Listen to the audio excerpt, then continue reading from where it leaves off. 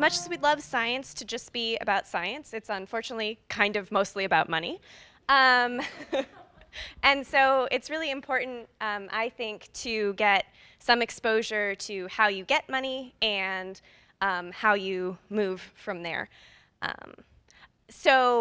You may or may not have that opportunity in your graduate career. And so what we have is we have a little retreat, a proposal writing retreat, every year before AbGradCon, where you get the opportunity to work in a small group and put together a complete proposal. So this year we had everybody answer ROSE's solicitation call. So that's the main NASA sort of single PI grant solicitation every year, but there's a lot of different calls within that broad ROSE's perspective.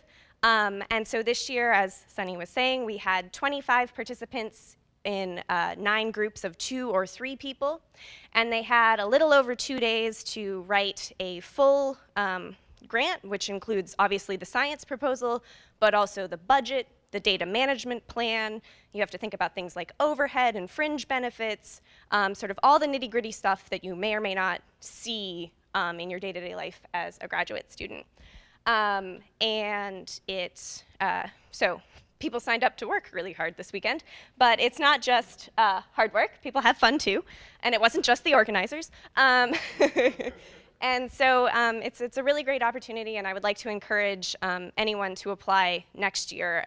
I mean, talk to the people who went. Can everybody who went stand up, actually? So it was a significant portion this year, so talk to them, see if they think it was worthwhile. I think it's worthwhile. And I'd encourage you to apply next year as well. Part of the process is writing the proposal, but we also have people turn their proposals in, and then everyone gets the opportunity to review other proposals, and then the next day after everyone's reviewed the proposals, we go through and we do a mock review session where you go through and get to go through the process of receiving feedback and talking in sort of a panel situation.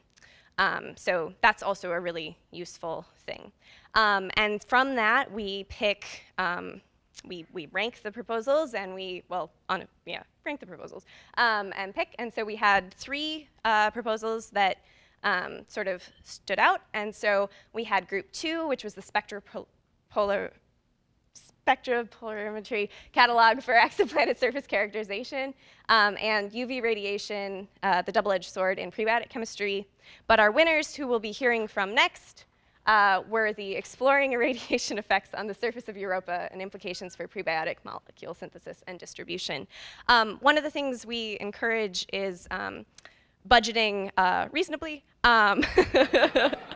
but you'll see that as long as you budget reasonably within what you propose to do, we gave a little flexibility on the size of the overall budget. But we'll be hearing from them next. Yeah.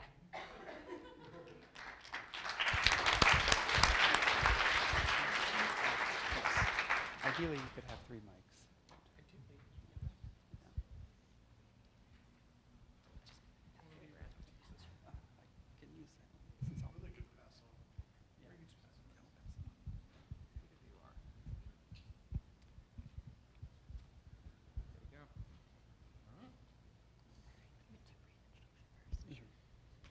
All right, hi everybody. So I'm Zoe. I'm currently at Harvard University in the Department of Astronomy.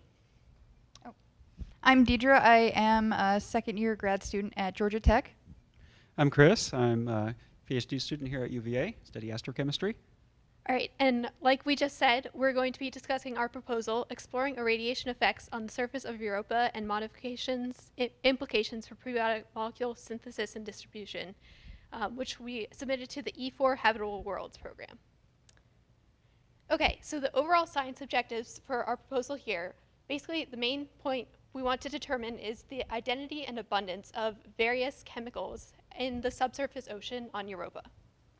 So Europa has a pretty harsh irradiation environment, so we were going to first, with our first science objective, S1, model the irradiation-driven non-equilibrium chemistry on the surface ice. And then we're also going to be able to track the abundances of different molecules that are formed on the icy shell as a function of time. But these molecules on the surface of Europa are not very useful in and of themselves for prebiotic chemistry. So then we want to model how many of those get down to the surface or to the subsurface ocean. So we use convective ice transport models to get the transport rates for these complex organic molecules. And then finally, our third science objective is to understand what further chemical reactions can occur once you get these molecules into the aqueous phase. So in the aqueous phase, you could have such reactions as hydrolysis, decomposition, or further chemical network reactions, polymerization. And this will affect the chemistry that ultimately occurs. So we're seeding molecules from the icy surface and then getting them down into the aqueous ocean and seeing what happens out of there. So the relevance of our research has been echoed throughout many NASA documents. The decadal survey, the astrobiology roadmap, the current science plan, the science mission directorate, but most importantly, the ROSA solicitation for habitable worlds. Some of the major touchstones for habitable worlds are covered under our research, specifically determining processes and conditions that create and maintain habitable environments, and the search for habitable environments to explore the possibility of extraterrestrial extant life. Right, so in Europa, you've got two things which are good for making prebiotic molecules, also destroying them, but you've got ice. You've also got irradiation. What can you do with that? Well, there are tons of experiments out there where you take mixed ices and you bombard them with radiation and you can make cool things as cool or cooler than glycine.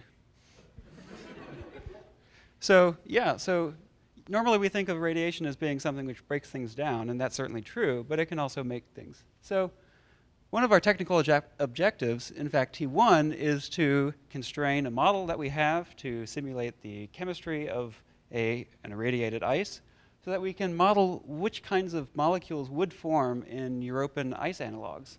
So just to convince you that there's plenty of irradiation to go around for everyone on Europa, here we have a table showing a solar system body and the amount of REMS per day that you would expect there.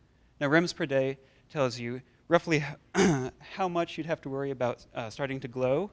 The more REMS per day, the more glowy that you would get in some alternate reality. So take a look at Earth. So the average, fairly low, good for us. Even the max is still insignificant compared to the REMS per day experienced on Europa. So there's plenty of radiation, and of course it's Europa, so there's plenty of ice. So you mix the two, and you can make potentially some very cool things. All right, and then once we have those chemical models from the first technical objective, we also want to verify these and explore some more parameter space with our second technical objective. So for this, we're going to build and test an ice irradiation apparatus. So here we're going to be able to deposit various types of ices, so different chemical compositions to try to mimic the European ice or variations to that. Then we also want to have several irradiation setups here to really mimic the irradiation environment on the surface of Europa. So this would include protons, electrons, and photons over a wide range of energies. So instead of just being able to irradiate, say, at one wavelength for photons or one energy for protons, our setup is going to be able to scan a range of energies in order to be able to really explore parameter space and see how the irradiation environment on Europa would actually drive certain chemistry processes. So then on the other side, what are we going to be able to do to detect these molecules? So the detection equipment will include something like mass spectrometry and then a variety of absorption instrumentation, including UV vis and IR. So here we'll be able to irradiate different types of ices deposited at different deposition temperatures with various irradiation sources and combinations of these at a variety of energies, and then be able to detect the outputs and characterize them.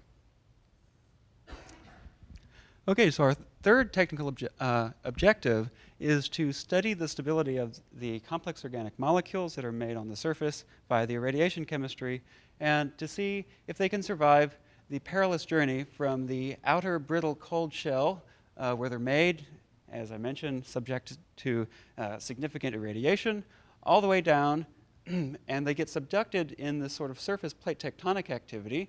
That brings them down into the warmer convecting ice layer, From there, they can move over time from the top of the convecting ice layer down to the ice-water interface.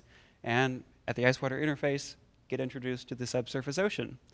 So what we want to know is, can these molecules survive chemically in the time it takes to go from the surface to the subsurface ocean? So we can run additional models to do that.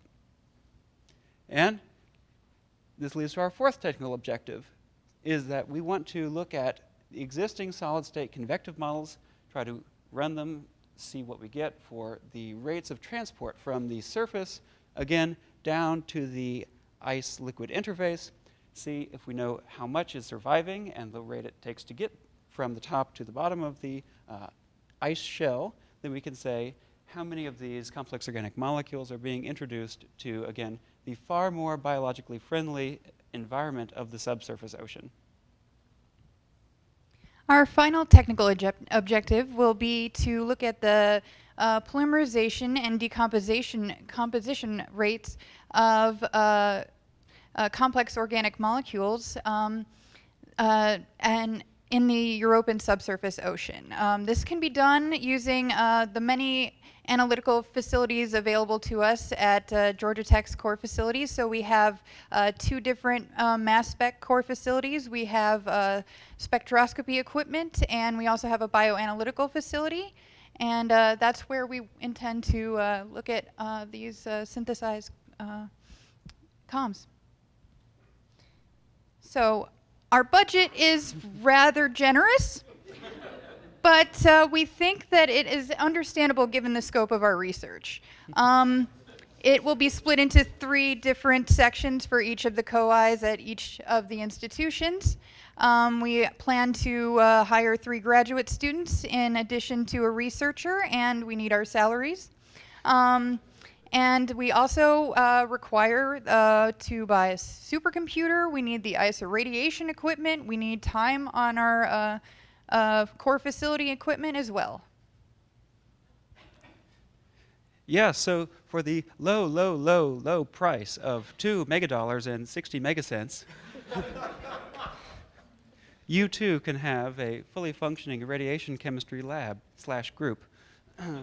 So just to summarize and bring it all together, we feel that our proposal is definitely closely tied to the habitable world's goal of determining the processes and conditions that create and maintain habitable environments. The surface irradiation could create the complex molecules that can then be introduced into a more habitable environment. So again, we feel this is connected there. And once again, walking through what we hope to do, we hope to simulate and experiment surface irradiation processes to see what you can form.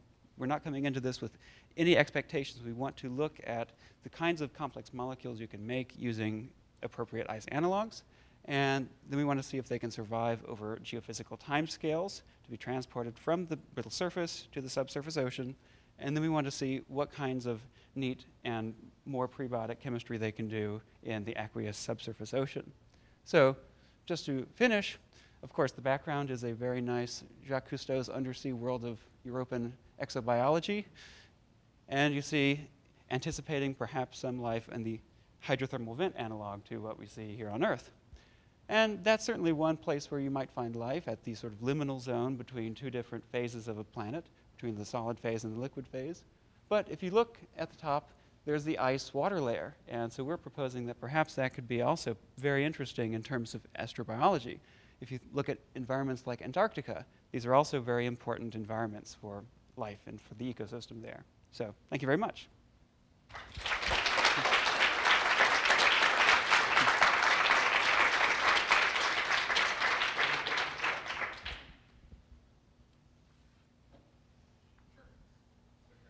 Okay. Yeah. Do we have any questions? Quick questions? Okay.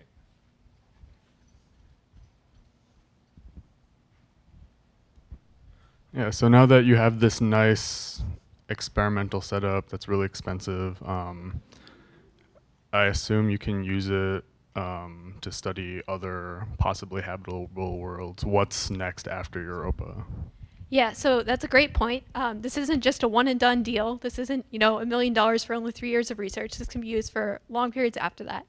So the next main thing that comes to mind is to do this for comet ices or interstellar ices, interstellar dust particles, that kind of thing. So there you have a larger variety of the composition of those materials. So you might look at more at CO2 ices or CO ices and really see what you can get on the interstellar phase chemistry happening or on comet surfaces.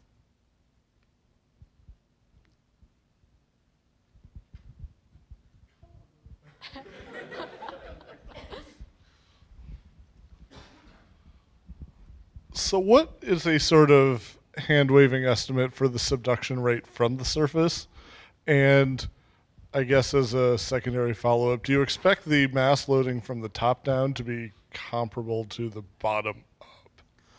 These are excellent questions. I am not a geologist, so I have no idea what the answer is, but if you fund us, we will investigate this.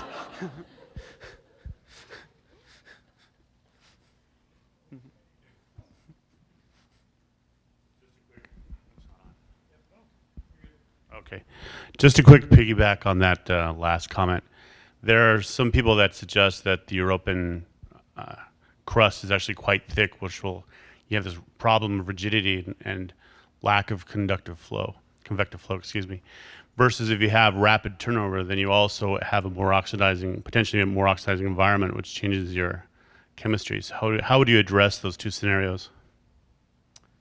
Well, so that would come into play in terms of the rate at which the species would come from the brittle surface to whatever the aqueous environment would be. So we would try to use some models. And there are existing models, and they take into account not only the convective ice model of the European ice structure, but also the more brittle other type, in which case I believe you'd probably have faster arrival of the complex organics produced on the surface, on the subsurface ocean, if it didn't have to convect all the way through. So there's a thinner ice model. So it's again something to look into.